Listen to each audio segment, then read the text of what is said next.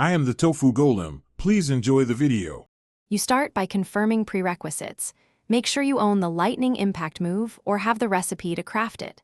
Next, equip a strike-focused build because the input window favors close, quick contacts. This makes activation consistent. Once done, assign the skill to a shortcut slot and check your stamina and Kai levels. Low resources ruin timing.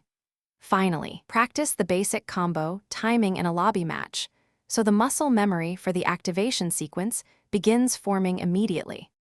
Now you focus on execution. Dash in briefly to close distance, then land a heavy strike to create the tiny activation window. This is the crucial opener. After that hit, perform a guard cancel or vanish technique to interrupt recovery and immediately trigger lightning impact within about half a second to 1 second. Timing is key. Once it connects, follow up with a Kai dump or a quick knockback combo to keep pressure and regain spacing, so you can attempt another clean setup. Finish by hitting lightning impact and immediately creating distance so opponents cannot punish your recovery, which preserves momentum. If you miss the timing, don't panic. Reset spacing or use an evasive vanish to erase their advantage and try the opener again. Repetition fixes the muscle memory.